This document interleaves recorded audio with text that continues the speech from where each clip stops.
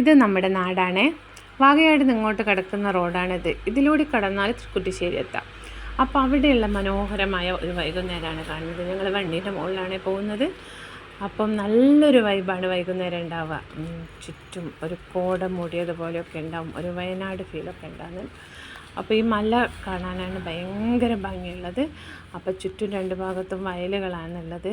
ദൂരെ ഒരു തെങ്ങിൻ തോപ്പുകളും അങ്ങനെയൊക്കെ കാണാൻ സാധിക്കും. അപ്പം അതിൻ്റെ പേര് വയൽപീടിക എന്നാണെന്ന് തോന്നുന്നു.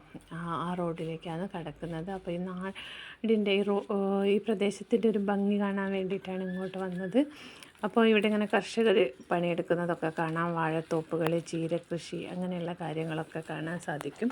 അപ്പോൾ നമ്മുടെ മനസ്സിനും കണ്ണിനും കുളിർമയേകുന്ന കാഴ്ചകൾ കണ്ടുകൊണ്ട് യാത്ര ചെയ്യാം. ഗ്രാമീണ ഭംഗിയാണ് കാണിക്കുന്നത്. എനിക്ക് ചങ്ങമ്പുഴയുടെ കവിതകളൊക്കെ ഓർമ്മ വരും. മലരണിക്കാടുകൾ തിങ്ങി ഒരു നല്ല ചിത്രം വരച്ച പോലെ എന്നൊക്കെയുള്ള ഭാഗം ശരിക്കും ചിത്രം വരച്ച പോലെ ഭംഗിയുള്ള കാഴ്ചകൾ നമുക്ക് കാണാൻ സാധിക്കും.